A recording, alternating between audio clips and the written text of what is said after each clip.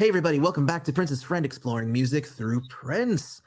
Today is just a few days after Celebration 2023 has ended, and I unfortunately was not able to be there, but I had many friends who were there, but the friend who agreed to come on and talk about the experience was Jason. Hey Jason, welcome back to the show.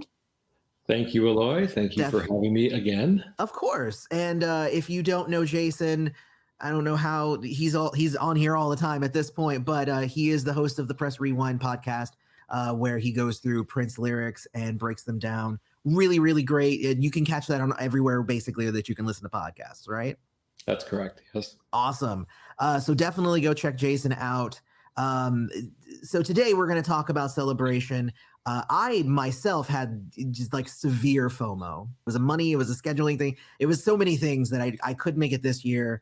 Definitely 100% going to go next year. But yeah, definitely. Like I was following everybody's like Twitter threads and I was so on top of it because I wanted to feel like I was there even though I wasn't. FOMO is a real thing, Aloy. It's a real thing. Like anybody tells you it doesn't exist, they're lying. No, it is definitely, it's super real. So it definitely for me, this past weekend, it was super, super real. But one of the things that I was getting was I was able to kind of, get some different stories, some different things that were happening from the outside of what was happening. So I kind of want to talk about that a little bit, and then I want to get your insider perspective. So first off, did you get the VIP or were you general? I went VIP this year. So okay. Last year, 2022 was my first celebration. So when I say I had FOMO, I can relate to your FOMO. It was all of those pre-pandemic celebrations that I missed out on. And I really, really wanted to go to all those, but that was back when they were doing them in April, I believe. Right. And that just didn't work out well for my family. Spring breaks, I have kids. It just wasn't great timing. So when they moved it to June as of the 2022 celebration, that was the first year that it made sense and I was able to go. And they kept it in June this year, able to go again. So yeah, I did the VIP. I did general admission last year. I decided to do VIP based off of talking to people who did the VIP track in 2022 and really understanding the differences are pretty significant. And so I thought it was worthwhile for me to go for it. That was definitely something that I noticed. I talked a little bit about it, I think, when tickets went right on sale. And I think me and you were even texting back and forth because I was trying to figure out if I was going to be able to afford to go. Mm-hmm. But tickets were more expensive this year than last year. And last year had a spike as well over the previous year. The previous year that was there, because I think the previous year was COVID, but the year before that one. So that was a big deal for a lot of people. Like that was something that I was seeing a lot where people like, I would love to go to Celebration, but we can't afford to go to Celebration just because the prices just went up. What I also noticed was that when I started breaking down the itinerary, there is that significant difference for, like you said there, because essentially like they were selling 1-day passes. I saw people online saying they should sell like a 2-day pass or something. And I'm like, a 2-day pass is pretty much what the general admission is. The 2-day pass is just Friday and Saturday. And that's the fun stuff for like everybody, general admission and VIP. But then VIP gets stuff on Thursday and also on Sunday. So Yep. I was just going to say they general admission was allowed to come to Paisley Park on Sunday, but they were not allowed to partake in the gospel brunch. Right. Which is the reason to come. Like that was like the reason. Yeah, you can come on Sunday and tour the museum again and come back and just wander around, I guess, and talk to people. But I don't know. For me, if you weren't VIP on Sunday, there was not as much of an incentive to arrive there, to even go there. Definitely. And then on Thursday, there were a lot of people who were saying like, again, a lot of Twitter threads and Facebook posts and stuff like that. But a lot of people were saying like they felt a bigger segregation between general and VIP this year? Segregation was kind of the theme of the weekend, and not just GA to VIP, but also Diamond to Pearl. Mm, So we were all split up, and I have my issues with that, but I also have some praises around that as well. So Diamond and Pearl, so they split up. You could buy a Diamond or a Pearl, and it was just whatever the timing was. Like when you logged on to buy the ticket, if you were early enough, you would get Diamond, and if you were and after all Diamond sold out, then you would get Pearl. So it was oh. just kind of random, just based on So it wasn't just two different tracks. Like these were two different VIPs? the experiences were the same. The Okay. experiences were the same between Diamond and Pearl, but the intent, I believe, was just to split up the sheer volume of people so that you would have Diamonds would be in the morning and Pearls would be in the afternoon, and the next day it Yes. would be switched, and Pearls would be in the morning and Diamonds would be in the afternoon. So if you had a friend that was in Diamond and you were Pearl, you would only run into them on the evening events, so like the concerts, DJ sets at night, Yeah. and then on the Sunday brunch. Otherwise, you really were not going to be able to interact with those folks Oh, on the wow. track at all. Which, I mean, you've been to other celebrations, and when they divided up tracks like that, was that Yeah. the way it was? There definitely were different tracks. Like I was almost never on a track with anybody. I always ended up on a different track. But there was there were a couple where I would end up with somebody and I'd be like, oh, this is okay, I'm gonna hang out with you here. But yeah, no, that was always kind of the way that it was. But usually the way that it was is that it would be like everybody was there at the same time and exactly. But and when it first started, everybody was there at the same time, but they would basically be like rotating out, right? Like, Yeah. like that sort of thing. And then later on they started with the, well, you show up here and this is your 4 hours, then you leave, then the next people show up and they do their 4 hours. And then that meant that all of the performers and stuff were doing 2 shows a day. They were doing one for the morning crew and then they were doing one for the night. It's pretty different, but also I get the logistics behind it at least.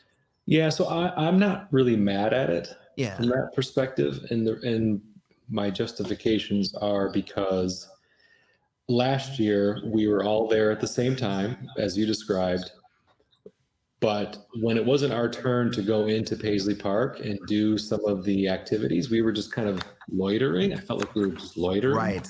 on the grounds, just hanging out in the tents. And yeah, they mean the intent is yet you're supposed to, talk to other Prince fam and get to know people, but you have plenty of opportunities to do that during the concerts, during the downtime in between, when you're inside Paisley Park, during lunches. So it just felt like wasted time, and you were just on site. And if you were tired of talking to somebody, you had nowhere to go. You were kind of stuck there. So for me personally, I enjoyed the knowledge that I wasn't due to Paisley. Like for example, on Friday, I was part of the Pearl track, VIP track. Doors didn't open until 4 p.m. So I had all day Friday to do whatever I wanted, and I didn't have to be at Paisley Park at a certain time, even though I really wasn't going to do anything there until a certain time because of the shuttle buses and whatnot. And I took a tour of the First Avenue. I'd never done a First Avenue tour. I've been to First Avenue tons of times for concerts over the year. Never took a backstage tour. So I took that opportunity to do that on Friday when maybe the previous year I wouldn't have been allowed to because there wouldn't have been enough time, and I wouldn't have known that I could just show up at 4 p.m. and my activities were already spoken for at that point.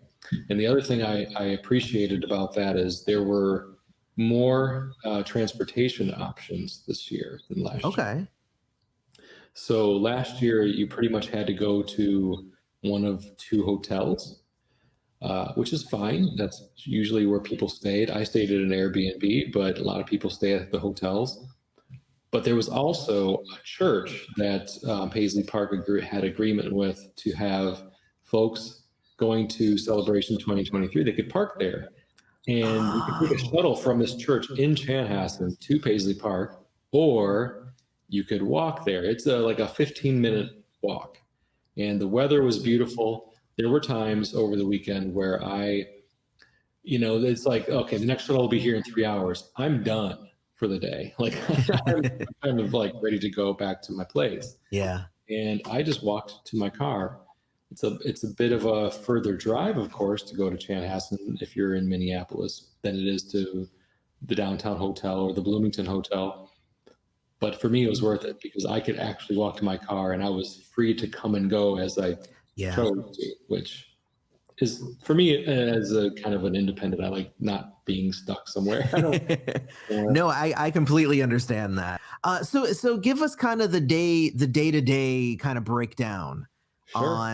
On what happened, like what was your experience? And obviously we're talking, you were on Pearl or were you on Diamond, you said? I was a VIP Pearl. So you were Pearl. So we're talking Pearl here, everybody. So yeah, you know, and also, by the way, this is going up on, Wednesday-ish.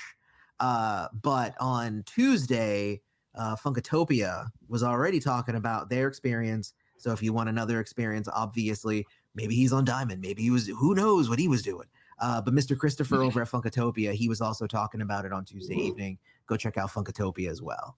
All right. Yeah, and there's obviously a lot of other folks that were there for Celebration that have provided their takes, their insight, their opinions on Celebration 2023. I mean, one of the ones that, of course, I have to cite because she does a wonderful job of documenting the events of the day is Darling Nisi from Twitter. I mean, you can't ignore that account when you're trying to understand and get a feel for what is occurring at Celebration if you weren't there. Oh yeah. I was there and I still cite her as being like the quintessential documented version of Celebration. Yeah, I was largely following you and Darling Nisi. Like those were the two that I was on top of, and then I would also catch everybody else's. Yeah. I mean, again, if you're on Twitter, you got to follow her. So yeah, going back to that. So Diamonds and Pearls, VIP, the concept was that they would have identical experiences, just at different times. So Thursday, we were all together on Thursday, and we arrived in the morning. And at that point, we had the welcoming ceremony where we were all welcome to Paisley Park, yada, yada. Here's what's going to happen. And then they split us into two groups. One group was going to do the experiences related to watching footage, prints on the big screen, or actually it wasn't a big screen, but I'll get into that in a little bit. And then a listening session. While the other half, the Diamond group, was going to just do a tour of the museum. But it was a VIP tour, right? It wasn't like a regular tour, right? I don't know. There was much VIP about that tour. It was basically here's the museum. Oh wow! I thought I remembered the listing that it was supposed to be like, because there's the general tour and then there's the VIP tour. Interesting. I don't know what constitutes a VIP tour, Aloy, of Paisley Park these days. Basically, what it was just here's all of the different rooms. We meaning Paisley Park, will have people strategically placed in the various areas where you might have questions, but there's no tour guide. There's nobody. There was nobody there to just tell people what's this about, what's this room about, what's going on here, what was happening in this area of the. What is relevant, what is important to know as a Prince fan that it's touring Paisley Park for the first time. I had been to Paisley Park several times, so it was no big deal for me, but I was speaking to people who had never been to Paisley Park, and they were a little disappointed in the lack of just kind of help in understanding the relevance of certain rooms. Like this was Prince's office. This is the Diamond room or Diamonds and Pearls room. This is, the Love Sexy room. So on and so forth. These are the different studios.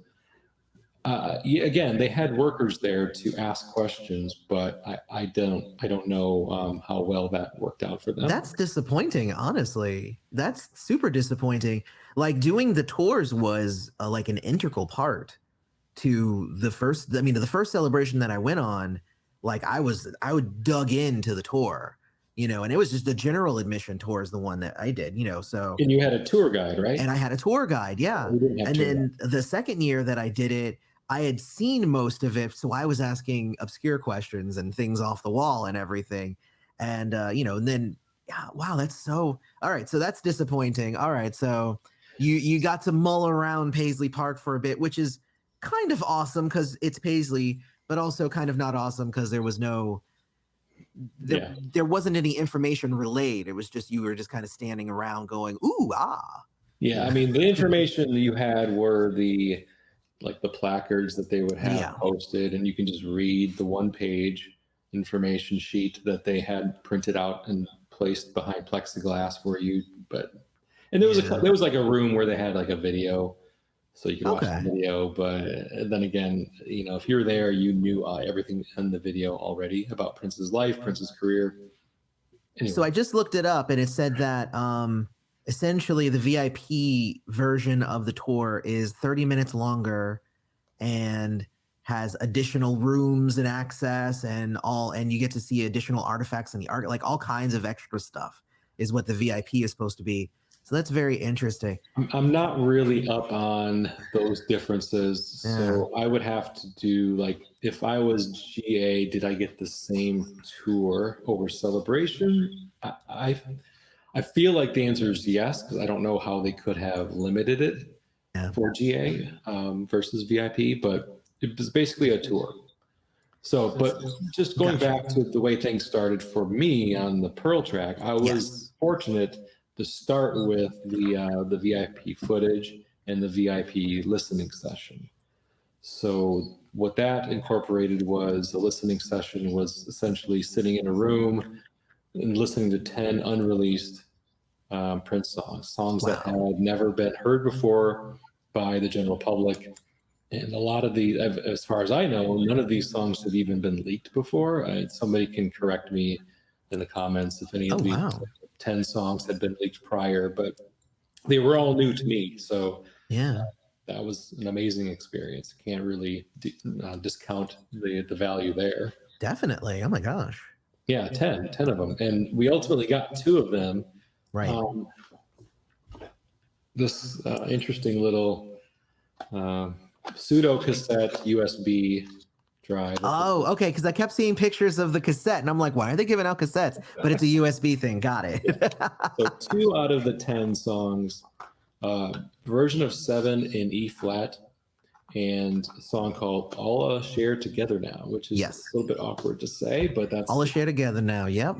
Yeah. So if you say it like that, it doesn't sound awkward at all, right? You say it like Prince would say it. Yeah, because you got to say it like him. "All Share Together Now." You got to say it like Right. So those are the 2 songs that we were all gifted at the end of Saturday. The additional 8 songs we all heard, but now we can't hear again. Right. Soon, which is a bummer, but maybe they're working on. Were they part of the same collection of songs from All Share Together Now? No, so they were songs from a variety of eras. They ranged from like an '85 version of Prince and his dad performing a song on piano. John L. on piano, Prince on vocals. I think the song was called "Don't Play With My Love" or "Don't Play With Love" or something like that. Okay. So 85 all the way up until like the late 2000s, like the 2006, 2007, there were a few songs from that era, including "All Share Together Now," and another one that was a standout for me was "Della Blackheart," which was a 2006 song, instrumental rock oriented song intended for Lotus Flower initially. Nice. Great song. I also was a big fan of a song called "All the King's Men," or it was called "All the King's Horses," depending on who you ask and what tape that they were looking at the day. Even the person who was presenting the songs to us, Charles Spicer from Prince Legacy LLC, he even said that there was some, differences in opinions on what the song could be called, or just. It's not really controversy. It's just like this song says this, or this tape says this, and this piece of documentation says this. We'll just do both. And now, what I don't know, I had heard because can't really pay attention to the lyrics too much. You're listening to it one time, you're just Yeah. feeling the vibe of the song. Was that a cover of Aretha Franklin's All the King's Horses from Young, Gifted, and Black? I want to say, I don't know. I would say pull it up. Let's listen and let's compare. But yeah, we can't do that. Again, if somebody was there and they know, because they're very familiar with Aretha Franklin's All the King's Horses, and then they were there in the listening session, they could instantly pick out, yes, that's a cover. Let us know. Yeah, definitely. And then the footage, you said there was footage as well. Yeah. So then after that, we went to the NPG Club, and we watched the Yokohama 1986, the final show of the parade tour. But the problem was it wasn't on the big screen in the sound stage where we have traditional. Well, I say traditional. I only have one previous experience last year. But it is traditional. I will say that's also where we mostly screen stuff in the other ones as well. Yeah. So in the soundstage room with the big screen and the great sound system, we were relegated to the NPG room. Again, not complaining, because whatever, I don't like to complain. But the screen was like this tarp that they had fans in the room to try to circulate air and keep people cool. But the fans were also moving the tarp around while the show was playing. So the visual experience wasn't peak. It was fine. It was good, but it wasn't top notch. Yeah. But it was just kind of fun to watch that show. I mean, it was the last show of the parade tour. Oh yeah, and the parade tour was dope. There was a lot of really good stuff going on. Like that was like high energy. Absolutely, and infamously known as the show right before he fired the revolution. So knowing that context and watching the show, it was kind of fun seeing like Prince interact with Sheila E. And they were, thick as thieves on screen. He was obviously had the cameras wanting to focus a lot on Eric Leeds and Atlanta Bliss, also Jerome, Wally, Brooks, those his boys basically. And the Revolution were not highlighted on the video. Shade, Prince, shade. Wendy got a guitar solo for Purple Rain, as she normally does on tour, and they highlighted her for that. But it was When Doves Cry. I think it was When Doves Cry. No, I'm a little confused. But nevertheless, you barely saw Brown Mark. You barely saw Lisa. A little bit of Bobby and a little bit of Dr. Fink. But the Revolution was like, you could tell he was moving on. And that was pretty evident in the way the footage was shot. Wow. So that was our day. And then for me, after that, we went to lunch, and then it was the museum tour. So I consider myself lucky being on the Pearl track, because we were given, let's see, I'm looking at the itinerary, two full hours to be on the tour. Yeah. Self-guided, mind you. So after about 45 minutes to an hour, I was ready to go. Like I didn't want to just linger around for another hour and wait for the shuttle. So that's when I skedaddled and walked back to my car. And again, that's disappointing. Like, 2 hours, but like if it's not guided, then you can only look at stuff for so long without context and without hearing the stories and stuff like that. Yeah. Oh, and so I talked to some Diamond VIP folks, and that was kind of their chief complaint was, the morning dragged, because we were just sitting in that museum for 2 hours waiting for you guys to get done listening to awesome new music and seeing unreleased footage. I'm like, sorry. Yeah. Well, and then it went into, you had the hotel launch party, right? Then that night? Yes. Then Thursday evening was the hotel launch party. So we had a little bit of a break, which was nice. So you can go back to wherever it is you're staying, freshen up, change your clothes if you want, and then go to the W Hotel downtown for the launch party. And they did have a VIP interview with Andy Beach, who was one of Prince's guitar makers. So his claim to fame in the Prince world is building like a number of cloud guitars and a few cymbal guitars. So I think it's 27 cloud guitars he made for Prince. Wow. Oh, that's why that name sounded familiar. Yes. Yeah, it Yes, was yeah. kind of one of those names where like a lot of us were like, okay, so this is who we're going to see tonight. Who is he again? Well, And I had actually I had been toying around and we were kind of going back and I was going back and forth with him about possibly having him on as a guest. Like a year ago before my life started falling apart. So that obviously it didn't happen. I'm I'm gonna dig up that email address and actually hit him back up again. We'll see what happens. you should. I mean, he was a great speaker. He had a lot of interesting things to say. But again, unless you're a musician like Yeah. yourself, or you know a lot about guitar tech, some of it was very interesting, regardless of your knowledge, your background knowledge. Some of it was like a little over your head if that wasn't your thing. Yeah. Some of it's still over my head, by the way. Yeah, but he had some interesting stories, and That's cool. certainly I found it fascinating, even as a non-musician. So Nice. So that was kind of peppered in, like the talk with him was kind of peppered into the middle of the VIP party. yeah, so well, the VIP party was essentially that. So you can go upstairs. Oh, I mean, so the party was for everybody, and right. anybody could go onto the main floor of where the party was occurring, and listen to the DJ Lenka, I think her name was, spin a lot of music, Prince music, interact with other people, GA, VIP, whomever. But then if you were VIP, you would want to go upstairs at a certain point to go to this special event, and there was also a VIP bar. So like if you didn't want to wait in the longer lines at the bar downstairs, you want to go up and get a drink and then come back down, you could do that. But Makes sense. and there was also some like finger food and stuff like that up there. So Was there a separate like VIP section, or was it just was everybody mostly mingling together?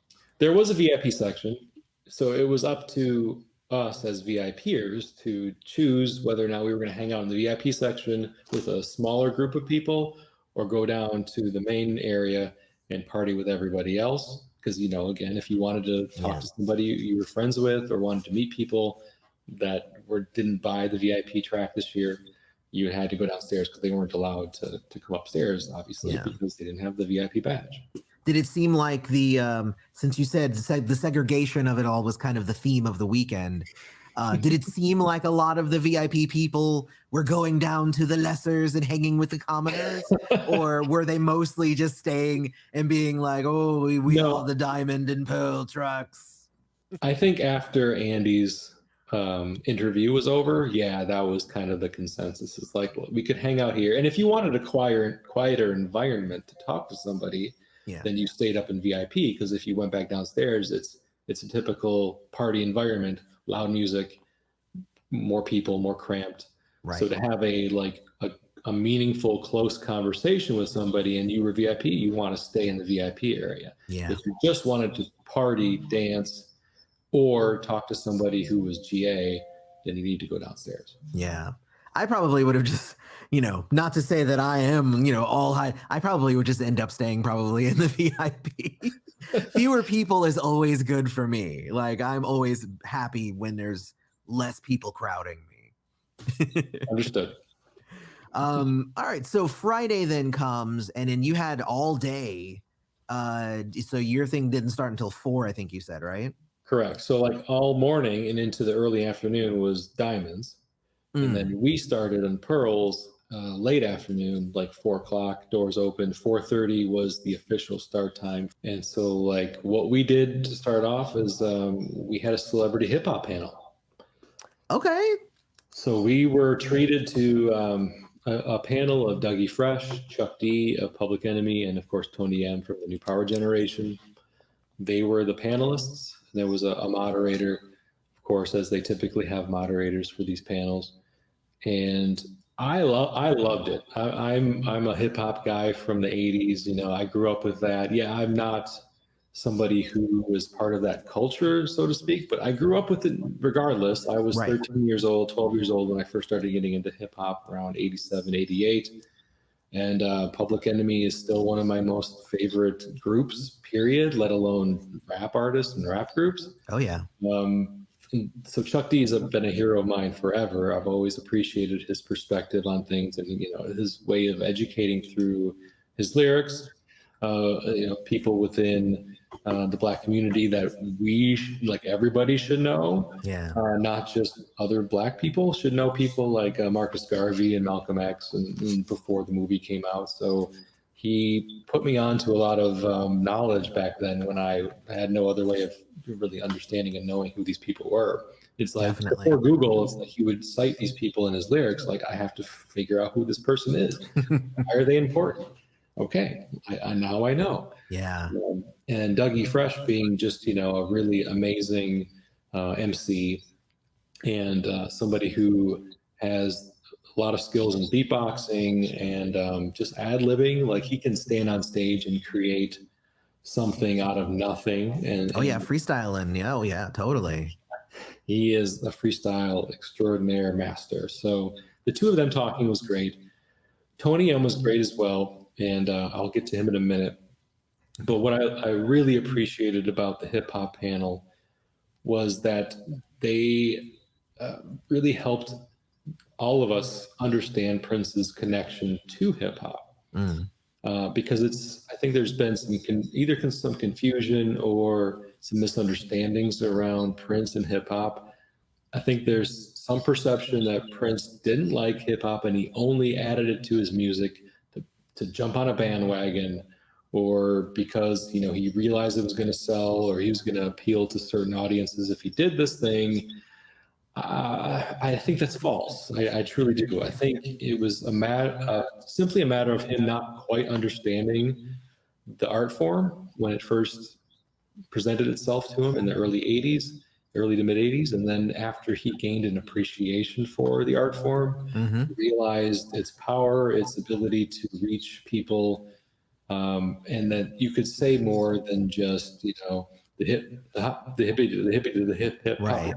I mean, there was more to rap than just party rhymes, and once he figured that out, or found that for himself, I think it was kind of like, well, obviously this is an important aspect of Black music and Black culture. As a Black artist, this is something I should and need to and want to start incorporating into my music as I evolve as a musician. Yeah, I feel like a lot of people who have heard the Black album take that, dead on it, essentially, and take that as like, oh, Prince didn't like hip hop. He didn't like rap. Full stop, right? Like full stop. Like he made a diss song on all of rap with one song. And in 1986. In 1986, right. Before rap is not, it evolved, right? It never stayed the same as Prince. He never stayed the same.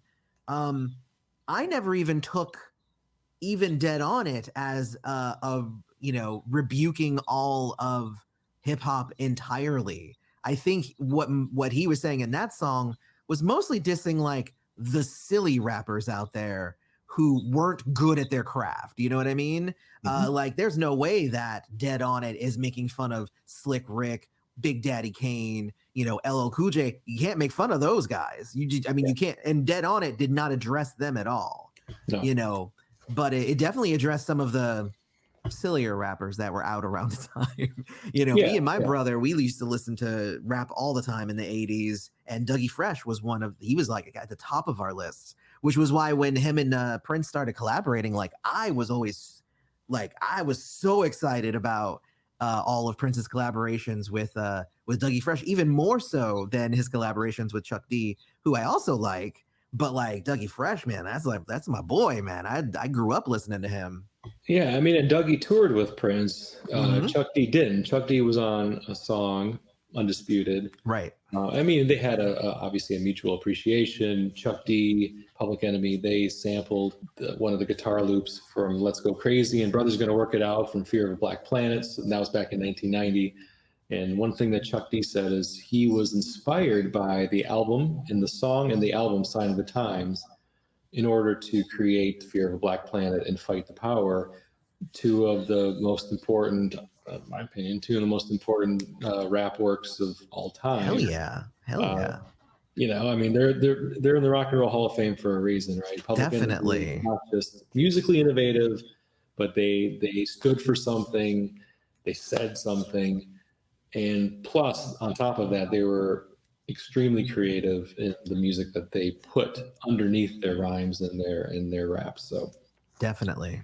the thing I wanted to mention about Tony M that I thought was kind of cool, because he really did point to Dead On It specifically, and the Black Album in general, when Prince asked Tony to start rapping as part of the New Power generation. And Tony's response in the panel was like, dude, you made this statement against rap a few years ago, and now you want to incorporate rap into your band and as part of your music. Isn't that going to come off as a little bit disingenuous? Is it going to confuse listeners and also people who really look up to you? And he wanted to make sure that Prince had his heart in the right place, that he wanted to do this for the culture, for the spirit of hip hop, spirit of rap, and not to be a bandwagon jumper, not just because it was a popular trend that other people were starting to do. And Tony wanted to make sure that was, that Prince had it in his heart, that this was an actual thing that he appreciated, an art form that he appreciated enough to include in his music. And once he kind of understood from Prince's words, like, yeah, no, I get it now. I get it. Yeah. Then Tony was on board, but he did have some trepidation at first about that.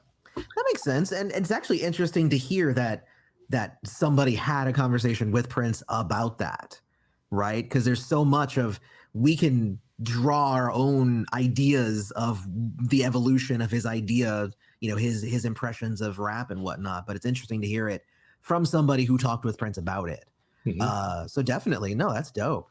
And honestly, for me, I feel like it's just another example of why Prince didn't want the Black Album to represent him. And that's why he was like, take that thing off of the market. I don't need to be dissing all of rap. What? Have you heard what happens when you diss MC Hammer? Right. Yeah. Okay. So the hip hop panel was great. Then we had the Chaka Khan panel. Chaka. So what craziness did Chaka get into? Because I'm sure it was not just a straightforward panel, right? You would be correct. Chaka's a trip. She's awesome. She gives no Fs. She will tell it to you straight, and it's refreshing. Like you don't ever want. I mean, like, we love Jill Jones, right? And we love Jill Jones because she doesn't hold her tongue. She says it like it is. And there needs to be a balance. Not everybody can just like say whatever they want and feel like they have the ability to do that. But Chaka's a legend. Yes. And she's a legend that also has her own career in her own right, that she never needed Prince in order to solidify her career. Right. She was obviously somebody that Prince looked up to, admired, and she told the story about how she first met Prince on the panel, of how he tricked her into coming to his studio by pretending to be Sly Stone. So, and she was like, the moderator asked her. The moderator was a woman who representing the Rock and Roll Hall of Fame here in Cleveland, where I live. Oh, that's cool.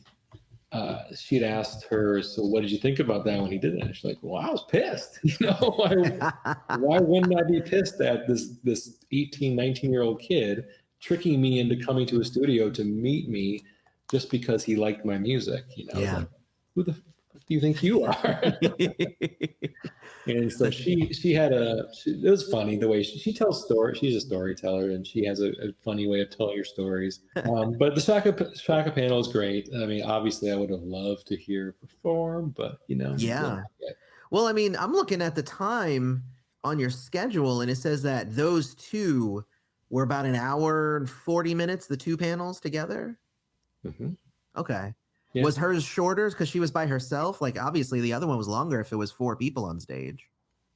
You would think so, but I don't know. I think they felt about the same. I wasn't doing a great, timekeeping. It wasn't like, oh, that one only took 45 minutes. This one takes 55 minutes. I just knew that because, when you're in the moment, you're just paying attention to people on stage. They felt equal. Like I didn't feel like, oh, this hip hop panel's dragging, because no, I loved it. I never felt like, oh, and now that you say that, I feel like the Chaka Khan panel probably could have been longer. But again, one person to interview, one person to talk to. I could see, like, if somebody was doing timekeeping and they told me this hip hop panel took longer, I'm like, yeah, that makes sense. Yeah, well, I mean, it makes perfect. I mean, even when, like, I think you were part of it when I had the whole last year we did the March Madness, and it was me and you and Travis. Yep. And that was like a 2 hour, maybe 2 hour and 20-minute video. But I did it this year. I just went back to doing it by myself, and it was about an hour and 10 minutes, something like that. So, like, yeah, just having more people just makes things longer is what I've always found. Podcast. When I do any episodes by myself, they tend to be under 30 minutes, but I have a guest on my show, an hour plus easy. I mean, especially me, because I just that's just the nature of having two people talking and two people providing a point of view versus just one. So. Exactly. So then after Chaka, so backing up though, I'm looking at your schedule and it says that the panels were after some exclusive footage. They flipped that. So they did the panels first, and then they gave us the footage. I was confused too, because I had the same schedule you are looking at. I'm looking, yeah. And I was looking, I kept a paper copy. This is the one I had in my pocket for 4 days straight, and so it's a little beat up. But so yeah, according to that schedule that was printed and given to us when we checked in and got our credentials, exclusive Prince concert footage was supposed to start the day. Right. We got that after the panels, which again, as long as we got it, that's all. Yeah. So that exclusive Prince concert footage was from the Act 2 tour, September of 1993. I wrote the dates down, but I don't really want to like rifle through my notes. No, it's fine. September of 1993. I want to say early September of 1993 was the Wembley Arena in London. Okay. So this was, during the time frame that Prince was just starting, being known as the symbol. A lot of symbol all over on the stage, but he was still being introduced by and being spoken as Prince. Whenever, I think there was a Prince on stage or something like that where it said his name. So it was like in that weird period of time when he said, I'm the symbol now, but people are like, yeah, no, you're still Prince, I think. Didn't really know what to do, what to call him. Well, especially if it's that weirdness of 1993, because if you're in a transition, if this was like a Warner Brothers, concert that was like with Prince music, then he was technically Prince. Yeah. Right. Like he was legally Prince on stage due to the contract. Even if he's like, no, but I'm a symbol. No, that makes sense. Yeah. September 7th, 1993. I found there you go. So there were a lot of hits on this tour, or at least what we saw. A lot of the 80s stuff. So Purple Rain era, 1999 era, Sign of the Times era. I mean, really every era. So Parade, Around the World in a Day. Of course, it led off with My Name is Prince. Right.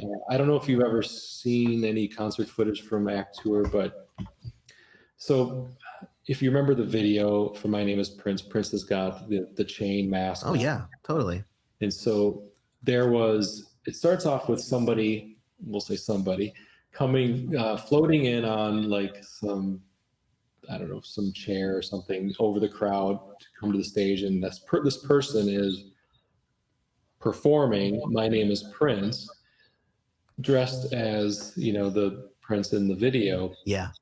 Turns out, of course, it's Maite, but everybody thinks it's Prince because she's mimicking and miming all of the words and the movements along with the raps to My Name is Prince and the vocals. Then she gets on stage and she's dancing still as Prince.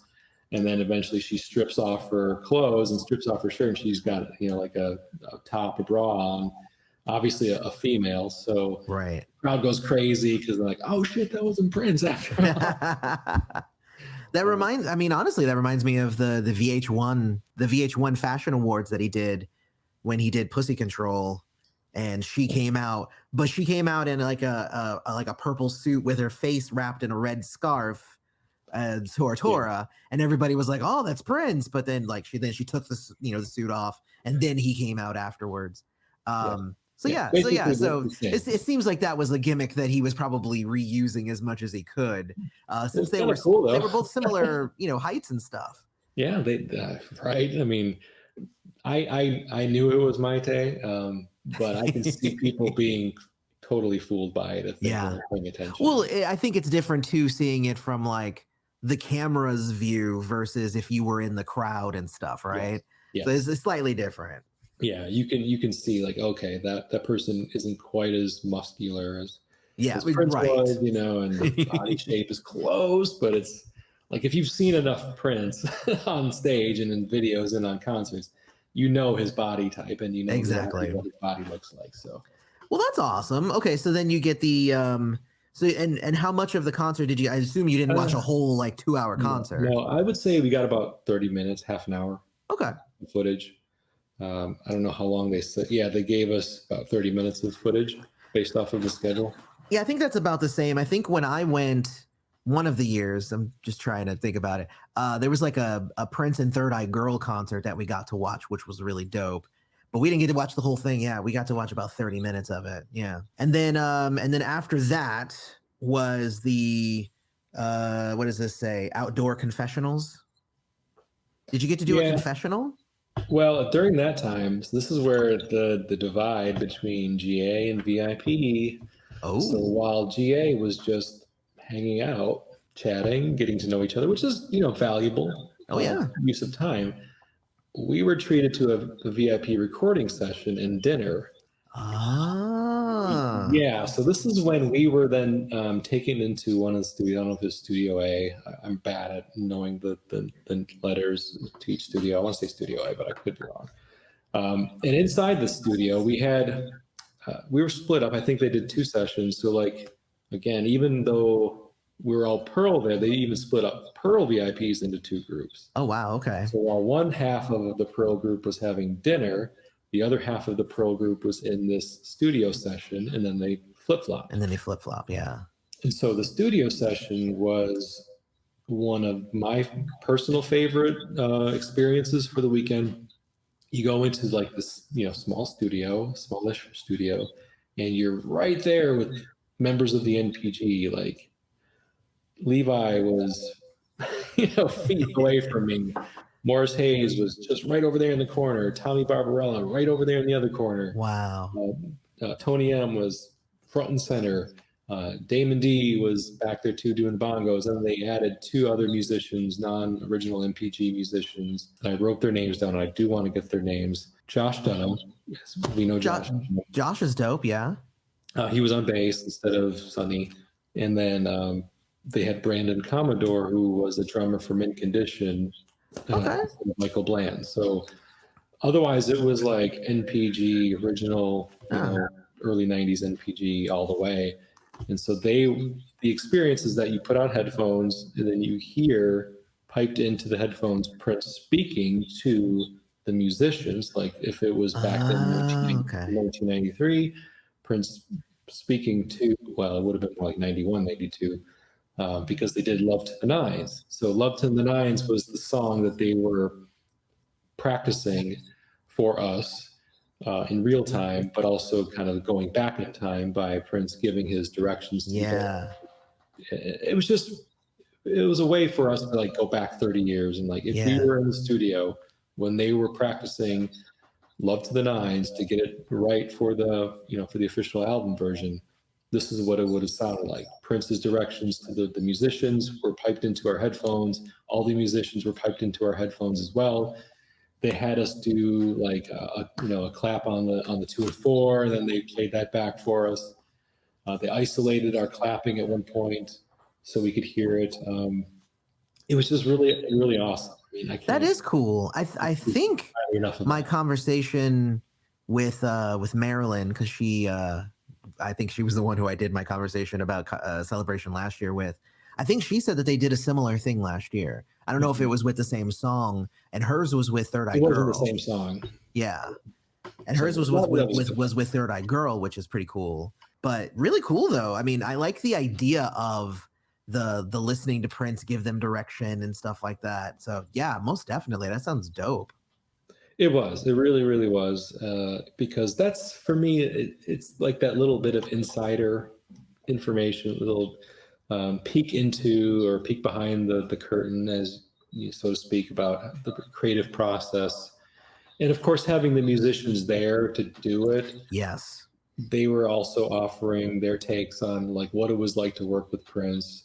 Like the different personalities that Prince would have. Often, Morris Hayes cited that like there would be like 5 different Princes that you might have on any given day, and then depending on your initial interactions with him, when they first saw each other for the start of the session or start of the day, you would know which Prince you got, and right. which you would have to adjust your personality to match and meet.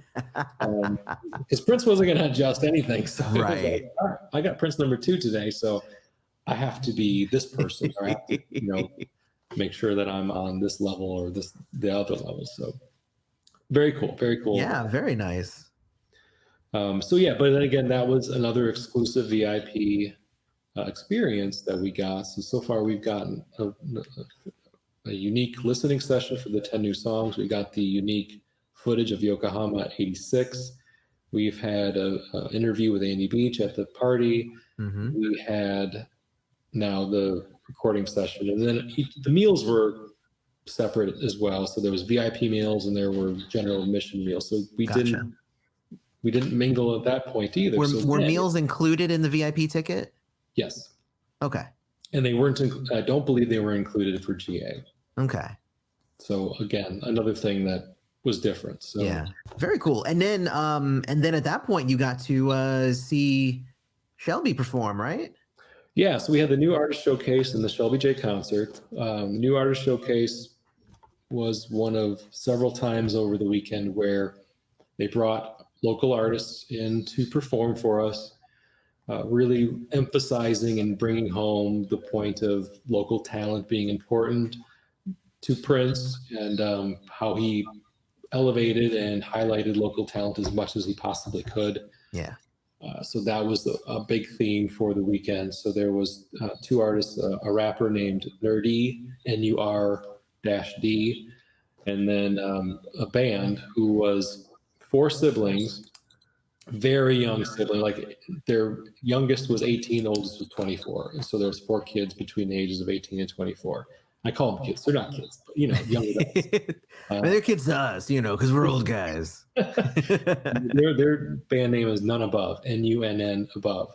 I think their last name is Nunn. Right. So I think that's where the band name came from.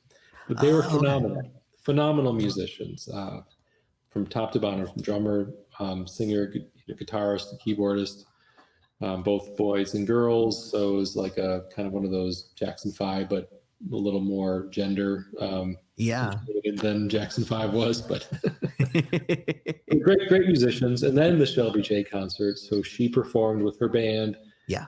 They did a number of Prince songs as well as some of her own compositions. Chelsea Rogers, that's a given. If you got Shelby J in concert doing anything Prince related, she's going to do Chelsea Rogers. So she did that. I wrote down the Prince songs because I think that's probably the thing people are most interested in knowing. Chelsea Rogers, Money Don't Matter Tonight, I Feel For You. She did an interpolation of Mr. Goodnight with another song. Sometimes It Snows in April, 7, and Musicology, plus her own original compositions, which were great too. I don't want to. Oh yeah, no, her stuff is really good. Definitely not intending to diminish Shelby's original compositions or her original work, but those are the Prince songs that they performed. Yeah, very cool. And definitely like shout out to Trip and CEO First Class, who are 2 of the members of her band that I actually know and talk to, who are my friends. So yes, hello to them. So yeah, most definitely. She brings down the house every time she performs. Every time. I will go to bat for her, no doubt, every time. Shelby is the queen. She is just the best. And then after that, then there was the DJ, right? D Nice? Yes. So the D Nice Purple Sexy Party is what it was called with Oh, D-Nice. Uh, so again, being a hip hop guy from the 80s, I knew D-Nice as a member of Boogie Down Productions and then his solo stuff. it's the same D-Nice from Boogie Down Productions? D-Nice, yeah. Oh shit, I didn't even realize it. My I thought name it was is just D-Nice. somebody else named D-Nice, Yeah. but yeah. Same guy. So he's obviously transitioned his career more into DJing, and he apparently is a very popular. So like, you know, I don't go to a lot of DJ dance parties. As a you know, late 40s father of two, it's not, you know, I'm not a nightlife kind of guy. So Yeah. I respect his craft. I respect what he does. I had a great time, and I understand that he is a highly sought after DJ. Like Yeah. he can command quite a ticket price. Like a ticket, like you think, oh, a DJ dance party, you know, they're just spinning records. How hard can that be? But you know, obviously, it's more to that, more Yeah. to it. No, most definitely. There's an art form to being a good, because anybody can be a DJ, but not everybody can be a good DJ. Right. It's not just like I created this playlist, I'm going to hit play. So Right, exactly. I mean, I even say that about making music. I always say, like, anybody can write a song. It's, you know, can you write a good song? That's the question. Yeah. And so D-Nice actually had Dougie Fresh join him on Oh. stage. So, you know, you combine the two, you've got a guy who's really good at one thing, a guy who's really good at another thing. You mix them together, they threw a great party, bottom line. That is dope. I see. I would have really enjoyed that one. Definitely. Mm-hmm.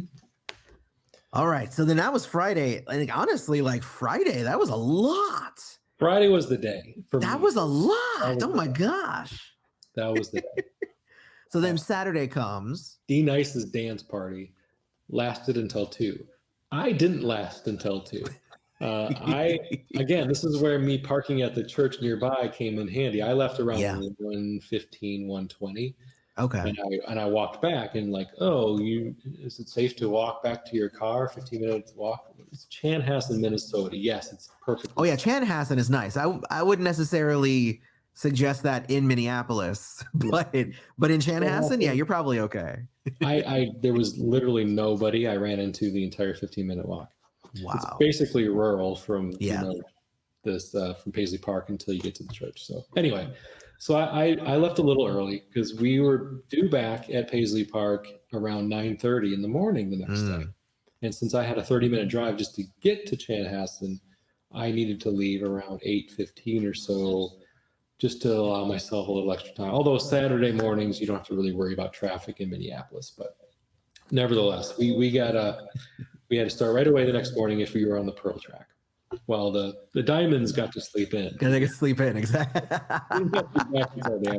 So we were treated to more concert footage first thing in the morning, more of the Act 2 at London, Wembley Arena in London. So basically just to be continued, here's some more footage from that same show. A lot of hits again. Yeah, there was stuff from Symbol and Diamonds and Pearls, but what they chose to show us, and I didn't look at the entire set list. I didn't go back and look at the entire set list, but I feel like a lot of it was very hits focused. I'd be interested to know because it like what he actually did during the show versus what was shown. Like that's definitely if you do end up digging this actual set list from that show up and comparing it, I'd actually be very interested to know because I feel like that's a purposeful thing on the part of the estate and whatnot right now is to really highlight the hits, and that's fine.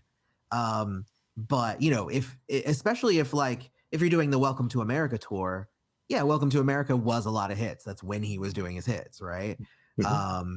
And a lot of those hits, he was like, and this is the last time I'm ever doing the hits. Like he was like, it was a big deal that he was doing the hits. But like, yeah, you're gonna play like a Love Symbol concert for me, and you're gonna tell me that he didn't perform Love Symbol songs on it? Like, yeah, that's kind of weird. Yeah, I mean, like I said, they did My Name is Prince. Yeah, there may have been a Sexy MF in there. And God Created Woman was included in there, but not in its traditional music and vocals version. It was kind of like instrumental where Kathy Jensen from the Hornheads tore it up. There was like this section of instrumental songs where they just kind of bled into each other, like a medley. But it was really good because it highlighted her and her skills on the saxophone. So I can't be mad at that. And then Maite was featured a lot, dancing to that music, the instrumental music. I'm sure Prince was doing a costume change or something at that time. That's pretty much, that's what ends up happening. Yeah. All right. So more of that show. So we don't need to harp on that for too long. And then the fan panel. Then we got the fan panel. Yeah. So the fan panel was a collection of the variety of people who support the Prince community and lift up the Prince community in their own unique ways. We've got the Violet Reality, so Casey, Rain, and Kim Camellia. Yep. We're on stage from the Violet Reality YouTube show. We had D'Angela Duff, the incomparable D'Angela Duff. I mean, she's amazing. Yes. I mean, she's the one who puts together the Prince symposiums every year, and she is just all over like the academia of what Prince represents. And like, oh my God, she's amazing. The symposias are incredible. Yes. And just her ability to manage all of the logistics around doing that while having a full-time job as a professor at NYU. I don't know how that woman does it, but we value D'Angela immensely. And 100%. I tell her every time I see her how incredible she is.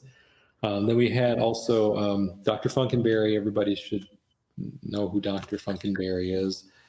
And then also somebody who I wasn't as familiar with, Rodney Fitzgerald, who runs a Facebook group called Prince 365. So I'm not super active on Facebook, which may explain why I'm not as familiar with Rodney. But yeah.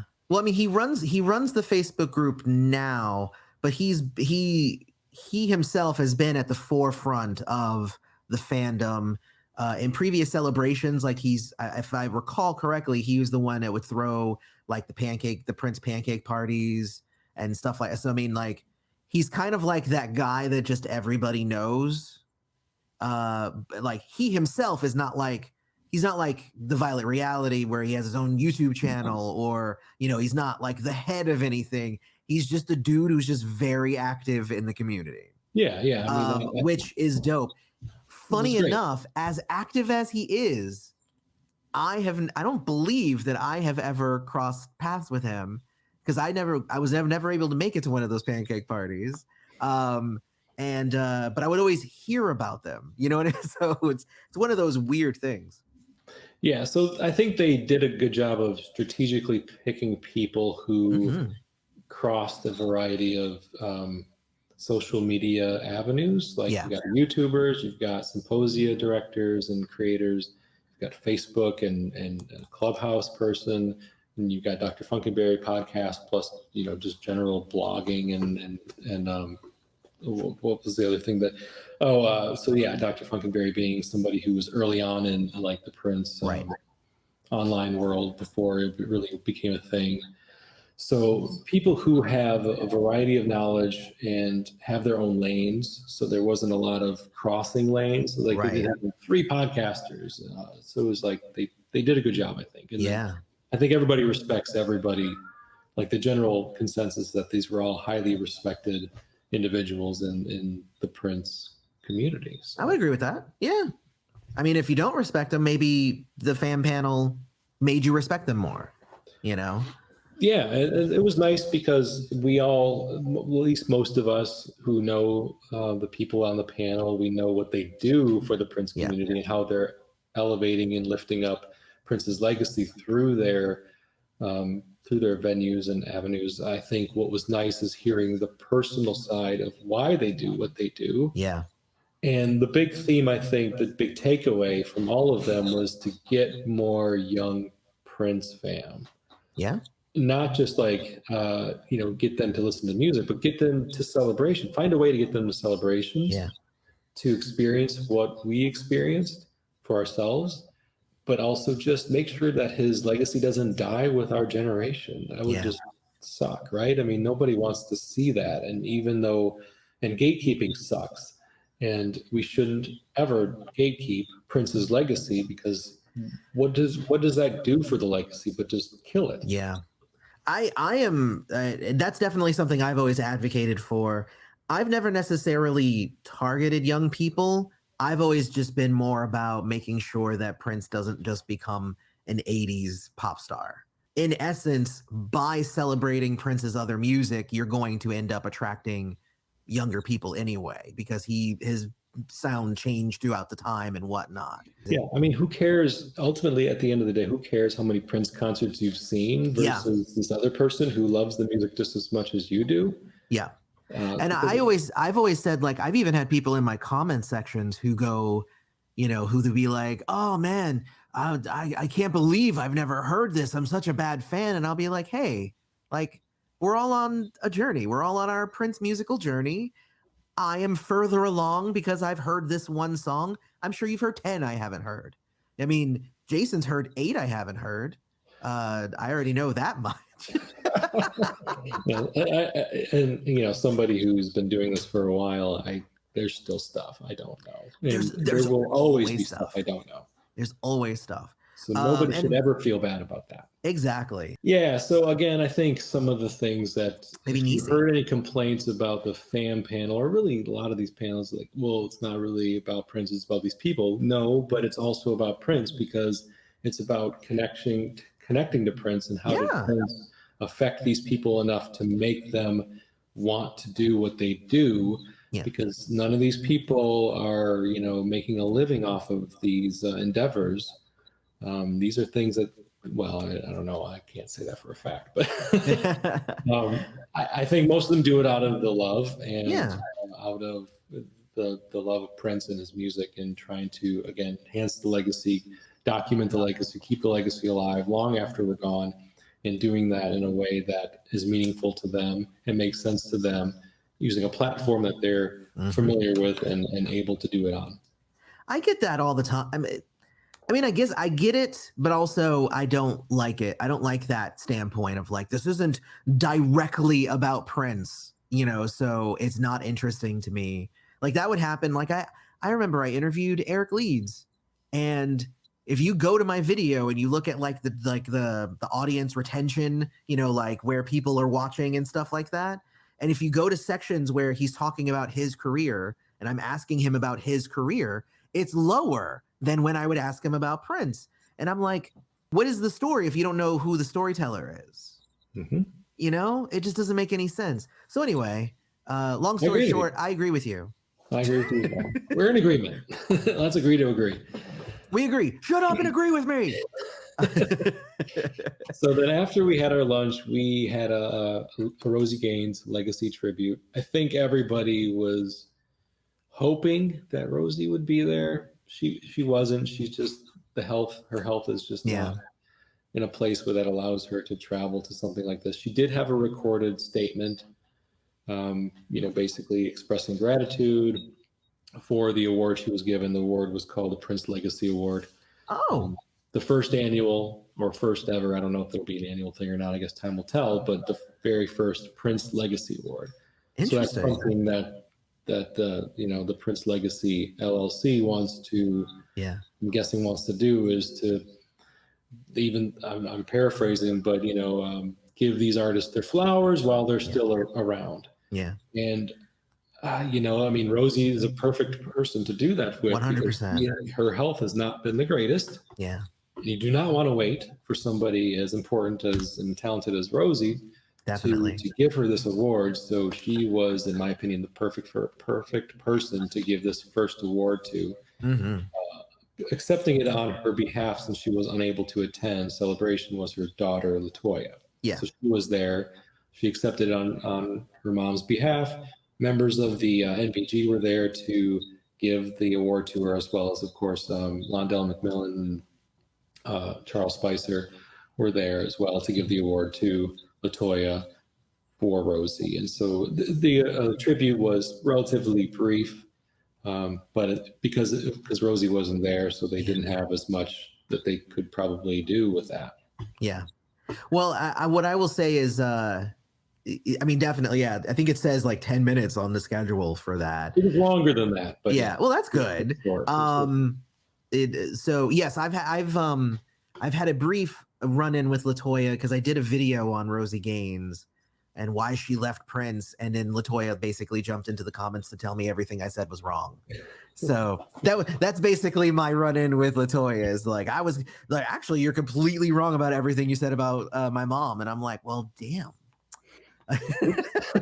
Whoops, sorry.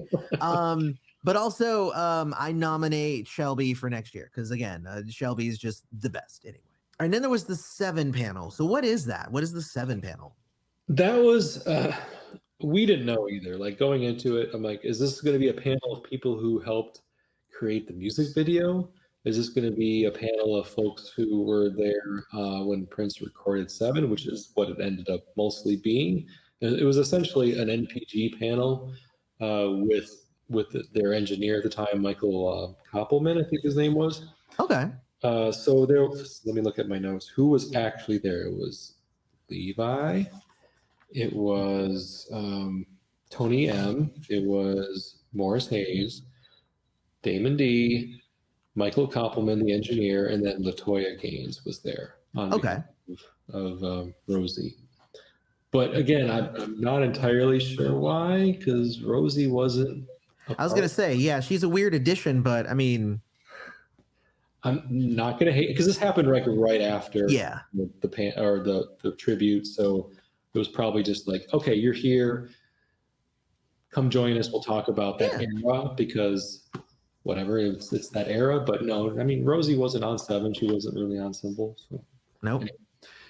So they talked, and about Prince, about the number 7, like the significance of the number 7 to Prince, and it was very free form, just like talk about whatever comes to your mind. And honestly, I don't have a lot of like really distinct memories of that panel.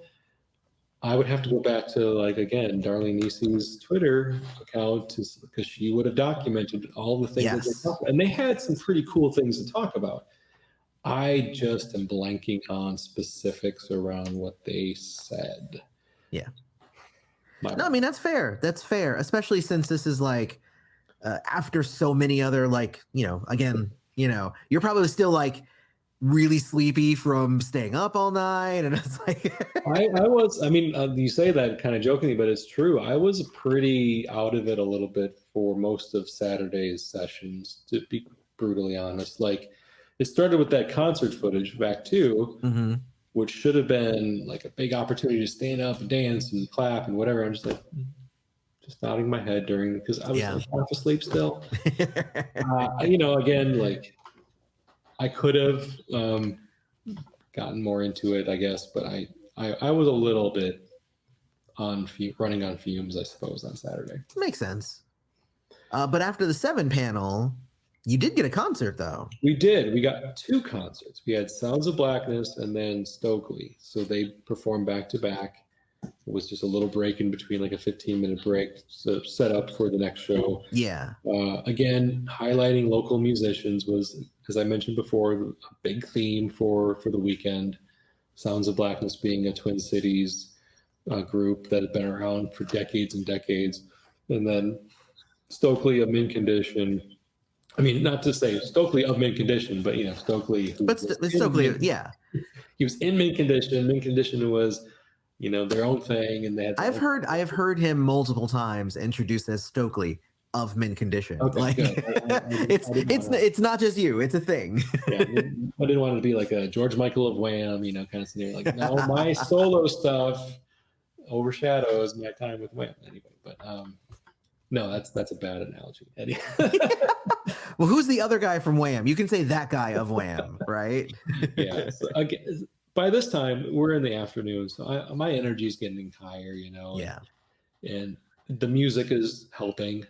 Panels are people talking, which, interesting as they are, they don't elicit a lot of, interaction. There is no interaction in panels. You're just there to shut up and listen. So, and with concerts, you're allowed to do what you need to do in order to engage yourself with the music. And great concerts.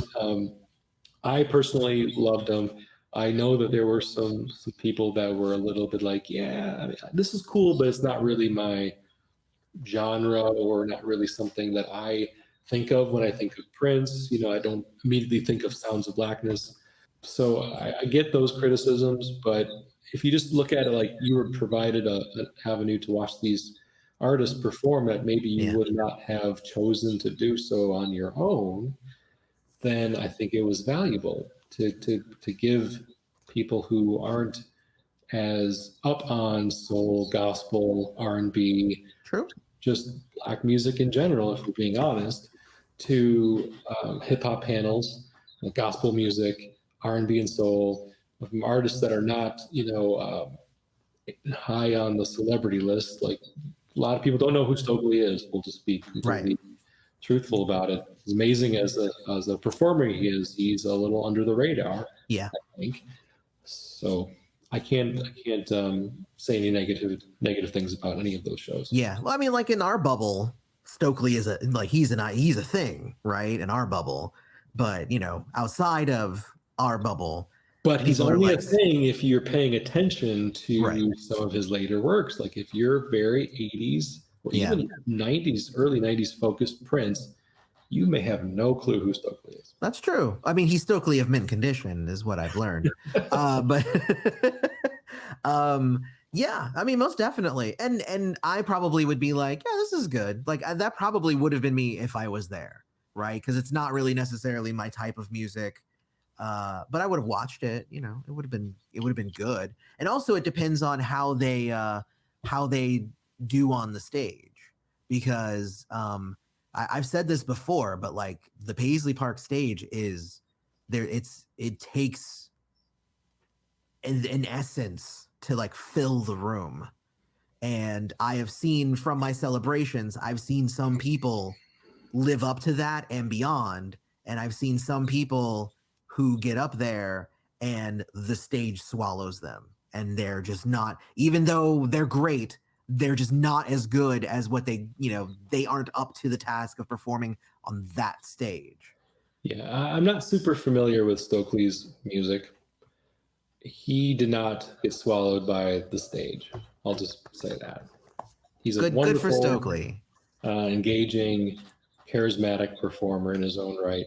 Great. I would go see him live anytime he came to like Cleveland or anywhere locally. If he ever tours in Cleveland, I'll be checking for him. Even that's as good an endorsement as you can get.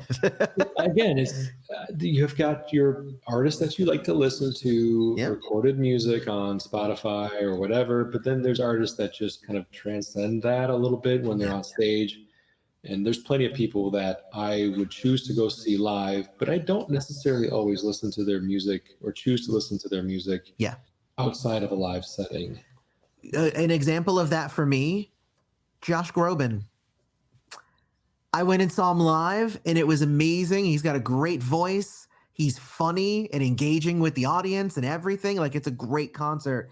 So as soon as I got home, I was like, well, let me go download some of his albums.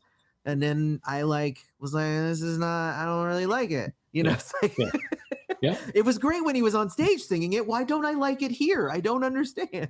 Yeah. I get it. It's a thing. So that was the end of your scheduled stuff until the nighttime. Did you go back for DJ Rashida? I didn't. You did not? I had some other social obligations that evening. And so here's where it comes in, where the break is a detriment. So we were done by about 4-ish. The Stokely concert ran a little late because I think the Rosie Gaines tribute was longer than expected. Because it was longer, right? So we weren't actually done until 4:15-ish, 4:10, 4:15-ish, when we were supposed to be, according to the schedule, 3:50. 3:50. So people were lining up, waiting outside to get into Paisley Park because they were told to be there by a certain time, and they were going to be let in by a certain time. So the Diamonds group was just twiddling their thumbs, sitting outside of Paisley Park while we were waiting, while we were enjoying the concert, because it ran longer than expected. So sucks for them. But, so they had the late day, so all of the late afternoon to early evening, and so it made sense for them to stick around, of course, then for the Tina Turner party with DJ Rashida. With us being done 4:15-ish, we had to go somewhere. So that's when we were all kind of like the people I was hanging out with, the old folks. No offense to the people I was hanging out with all weekend. We were like, God, are we going to come back for this? Are we going to come back for this? Because once you get back to your place, wherever that is, Oh yeah. after a long day and a previous long day and a previous long day, going back for another dance party, and this is another, I guess you could call it, if I'm going to call it a complaint, I'll call it a complaint. Last year, we had two concerts. One was the New Power Generation performing over or under, depending on how you want to look at it, Prince on the big screen. On the big screen, right. Glam Slam show in Minneapolis. Unbeatable, unbeatable. And then I think it was the next night or else the night before, I got them flipped around maybe. We had Brown Mark and his band, along with members of Maserati, doing a live concert. So 2 nights in a row, Friday and Saturday, we have DJ dance parties as our evening entertainment. Again, no shade to D Nice and DJ Rashida. They are phenomenal DJs, but I wasn't really feeling like going to 2 straight nights of DJ dance parties. Yeah. No, that makes sense. So I probably would have picked one and gone. Well, okay. So actually, let me take that back. I would have been like, I paid my money to be here. I'm going to show up and be at both. I might not have stayed the whole time, but I would have been at both for at least a little bit, just because otherwise my guilt inside for spending the money but not going to the thing would have eaten me alive. Yeah, I experienced that as well. And of course, if like the previous night, Friday, when we were there all the way up until it was time to go to the D Nice party, it was a no-brainer. Right. But with this one having this, 6-hour break between the time that we left Paisley Park and the time we were expected back to go to the Tina Turner DJ Rashida party, that's a lot of hours to kind of relax, rest, figure out what you're going to do. And I had made a decision early on because I used to live in the area, so I have friends in the Twin Cities that I go see. I spent some time with them earlier in the week before Celebration, and I really wanted to see them again before I left. I made a choice to go hang out with my friends since the 90s and skip the party. Yeah. So that being said, the thing that they announced though during the day on Saturday is that if you were given a little ticket, we'll call it a ticket. It was a piece of cardboard or paper, hardstock or thick paper stock with basically saying, return this for your free gift, or redeem this for your free gift.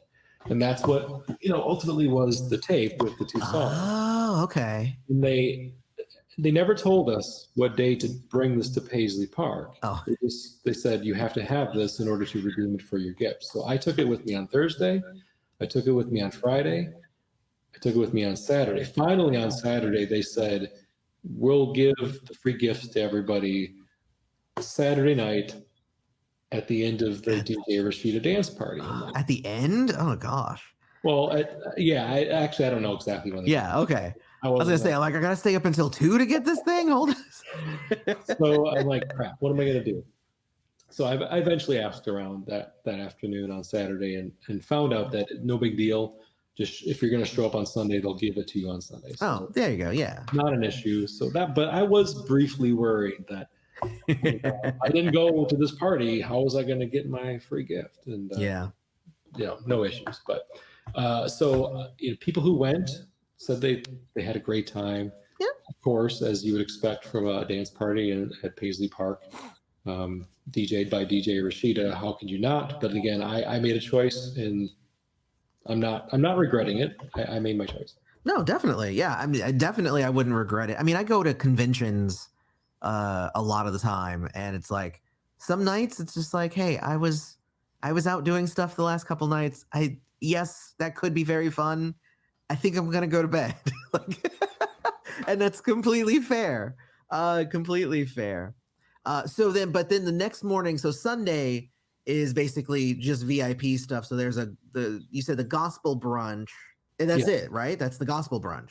Sunday brunch was the time we arrived late morning, and Known MPLS was the group that performed for us. Oh, okay. think that it was initially communicated that we were going to have the Steels perform for us at the VIP brunch, and they performed last year at the VIP brunch, Gotcha. which was not at Paisley Park. It was somewhere else. I want to say the Dakota. Not sure if that's right, but I know that known MPLS was on the list of performers. And if I recall, the Steels were on the list as well, though I'm looking at it now and they are not on the list. But I remember them being on the list when I went through the list before. Yeah, so something must have happened scheduling wise. Yeah, something must have fallen through because the Steels weren't there. It was just known MPLS. And I don't want to say just known MPLS because that diminishes who they are and what they provided. So they provided a true gospel experience. Like they sang, gospel music in the gospel style. They even did a version of I Would Die For You, changing some of the lyrics. Not that I Would Die For You really needs a lot of lyric changes to make it more religious, but they chose to do that and incorporate the actual name of Jesus Christ into the lyrics. And there's video footage, people who were there, because we were allowed to have our cameras. This was the great thing about the gospel brunch. Yes. Normally, you're not allowed to have your phones in Paisley Park unless you're like in the gift shop or in the NPG club area, and of course outside. But that was a pleasant surprise for us that we were allowed to take our phones into the sound stage to the brunch. So there's video floating around. I took a little bit. I don't even remember if I posted it or not, but other people have posted snippets of video of known MPLS performing during the gospel brunch. Gave us an opportunity to take pictures with people that we had met and were sitting with and were hanging out with, where we, it's just, there wasn't a natural opportunity to do that really when you don't have your phones. And then you have to kind of create opportunities to take pictures outside, and that can all sometimes be awkward, so anyway, it was a great experience. And again, I am not the most religious person. I grew up Catholic. I kind of abandoned a little bit of my upbringing from a religious standpoint as I became an adult. I have issues with organized religion, so I'm not going to get into that here. But nevertheless, if you kind of put that aside and you just appreciate the message that they were delivering on stage, regardless of whether or not you're spiritual or you're religious or you're agnostic or whatever you are and whatever you believe, it would be very difficult to not at least feel good about the stuff that they were singing and the stuff they were saying, and just the fact that they did a George Floyd tribute. Oh, that's cool. Yeah, so very moving, very powerful, and again, this was another VIP only experience that I think was worth the extra money for sure. Okay.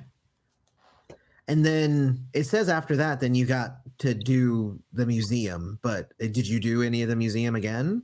No. Yeah. Okay. It seems like, cause it's like 11 to 5 museum. It's just like, okay, so it's probably more unguided. You can kind of putz around and whatnot, right? Yeah. And GA ticket buyers could come back to Paisley Park on Sunday and do the museum as well. It was open to anybody with a ticket, anybody with a badge or, who had paid money to come to Celebration, regardless of the status that you bought. Yeah.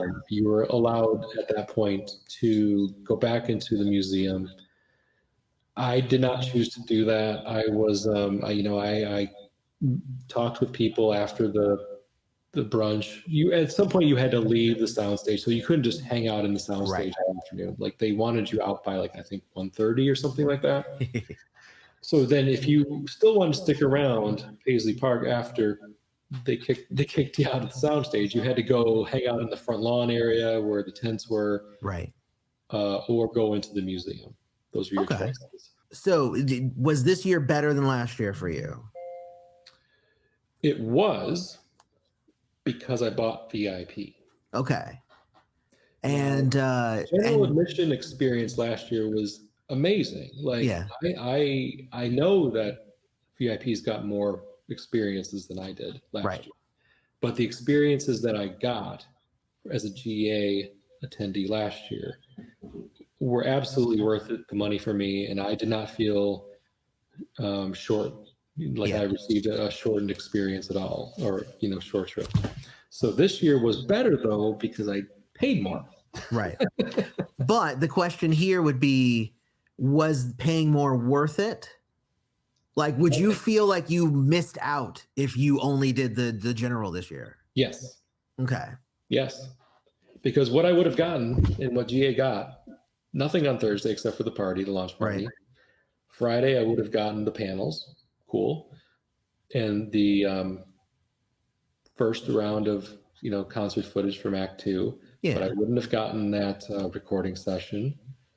I would have gotten the concerts. So all the concerts were available to everybody. Yeah. But yeah, I mean, the listening session, the footage of Yokohama, the listening session in the studio with the NPG right there. See, Saturday we really didn't have any VIP experiences. I think the only thing we got special was a lunch. Right. Otherwise, everybody got everything.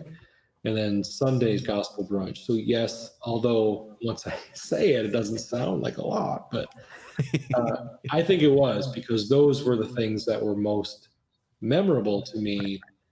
Concerts are great, don't get me wrong, but I can see Sounds of Blackness anytime. I Yeah. can turn them in, not literally anytime, but you know what I mean? Like they're not it's not an exclusive thing that only people that go to Celebration can ever see Sounds of Blackness, Right. or ever see Stokely live, or ever see Shelby J. I can go find these artists outside of Paisley Park and watch them perform if I so choose to do so. I can't listen to 10 unreleased Prince songs Right. outside of Paisley Park and outside of VIP. I can't sit in the studio with members of the NPG and listen to Prince direct them to perform Love to the Nines. I can't, as of now, can't watch the pro shot footage of Yokohama 86. Right. And I would not have gotten Known MPLS performing while we ate brunch with, all of basically, I wouldn't say all, half of the Prince fans that were there, if you have to assume half of us bought VIP and half of us bought GA. Yeah. So for me, it was worth the money. Definitely. That's what I mean. It's definitely what it sounds like, at least. I mean, just the because it's not about the little pieces that you got to do, the experiences. Those are. I mean, there's a price to it, but they're kind of priceless, right? It's like, like how much would you charge for that thing? It's just like, I don't know, 1,000. Like, well, I mean, it could be 1,000, could be $2. Like, who cares? It could be whatever. But like the experience itself is a lot, and that's cool. It's. I think for me, again, the big deal was just that not only were, the prices were already high, but they were higher than last year. And a lot of what this year, again, from the outside, gave the impression that it was kind of slapped together, almost like last minute. Like it definitely seemed a lot less cohesive than previous years. Did you get that impression as being part of it? Well, the experience actually felt cohesive once we were there, but we had no idea what we were getting into, right? So we were buying tickets on good faith. Yeah. Especially last year, there was a lot of issues with trying to purchase tickets, just being able to purchase them from the website that we were given. I remember there being a lot of crashes, system crashes, where we couldn't purchase, and then the thought was, oh crap, did we already miss out? Are all the tickets sold already? Turns out no, they just had system issues. Anytime you try to put in a credit card, it would deny our credit card, if I remember correctly. But this year it was easy to buy the tickets. I don't think they sold out. Right. Did not feel as full, especially in the GA section. So I think VIPs bought their VIP tickets off good faith. Yeah. With the expectation that there was going to be a similar schedule that they've experienced before. And in my case, I'd never done VIP. So I was kind of like, I really hope that I get my money's worth. Yeah. I have no idea, because there was no announcement as to what they were going to offer us. and what we were actually buying, which Yeah. is not really cool. I mean, you really want. No, it was pretty bad. I remember too, it was funny because they did that, and then like I think it was a week, maybe a week and a half later, they released a thing that said, "We heard you. We understand. Like, so like we get it. Like, we need to post who the lineup is." And then people were like, "Okay, you've acknowledged it. Are you gonna do it?" And then they still took like another week or two before they actually said who it was. And it was just like, well, like, are you gonna, why acknowledge it if you're not gonna like say, okay, cool, well then yeah, here it is. So it just made them, it again, it gave the impression that things were kind of being slapped together, especially since, there were a lot of groups that weren't necessarily, directly associated with Prince, like Sounds of Blackness and known in PLS. Stokely, again, he's a known entity, for us, so that's fine. And Shelby's, great.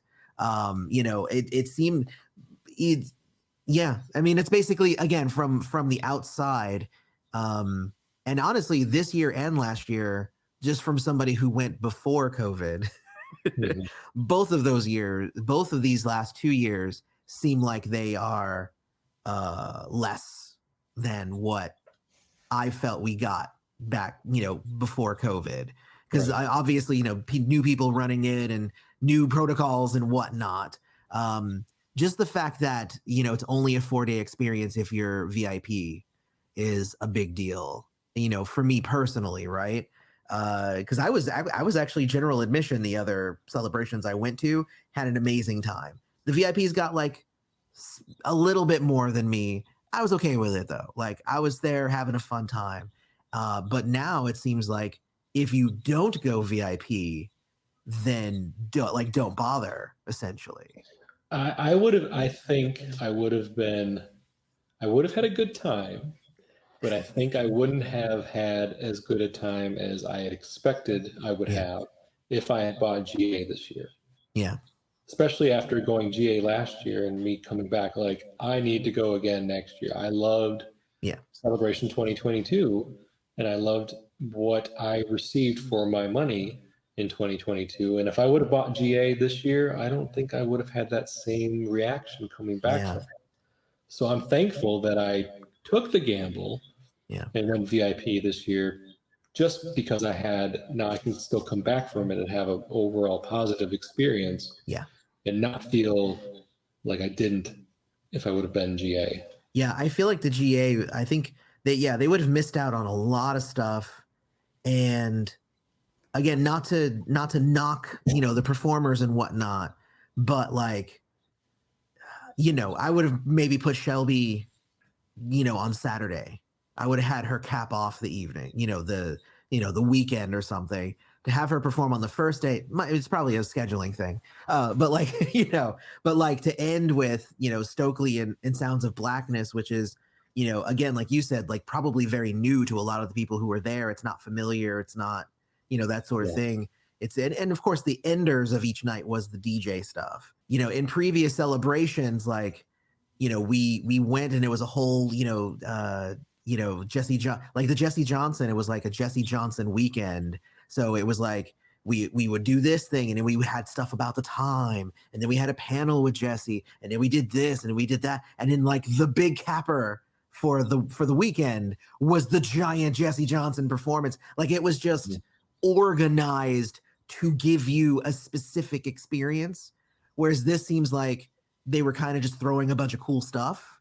But you know what I mean? Yeah. Yeah, that's fair. And the way I'm going to look at it, I'm going to choose to look at it, is you can look at celebrations like Prince records or Prince albums. You may not love everything that you're going to get with this album and this release, but you're probably still going to buy it.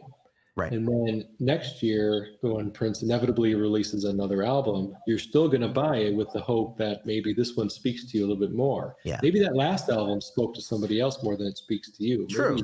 Maybe Celebration 2023 speaks to somebody else more than it spoke to me, or somebody else. And that's wonderful for them. And then they got their money's worth tenfold. Yeah.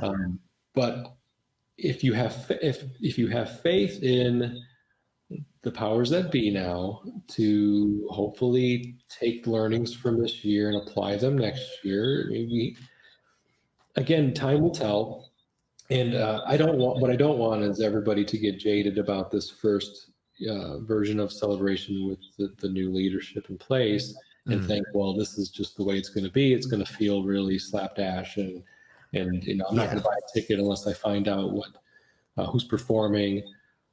Hopefully, they will do a better job of communicating and also start talking to, start figuring out what they're going to do and start planning for that now, so that they can wow us next year. And again, maybe what wows me won't wow somebody else that was wowed this year. And then you just have to look at it like, that's cool. I'm still going to do this thing. It may not be the best experience I have. Like this record of Prince's may not be my favorite, but it could be somebody else's. Eventually they're going to get a celebration that's going to really speak to me as a Prince fan. And that's what we just have to hope for, right? That cover all different areas, cover different aspects of Prince's career and his work and his philanthropy and what was important to him. Ideally, they will eventually touch every Prince member of the community in a way that speaks to them, where they feel like they got what they wanted out of the celebration. Yeah. Well, I mean, indefinitely. And I think 2024 is going to speak to me, because I'm going to be there next year. I'm definitely going to be there. Like, I'm already saving. Like, it's a thing. So next year I will be there. Exactly. I mean, it's kind of what you need to do, sadly. Especially if, and hopefully it doesn't happen, but especially if they decide to raise the price even more next year, so definitely I'm going to be there next year.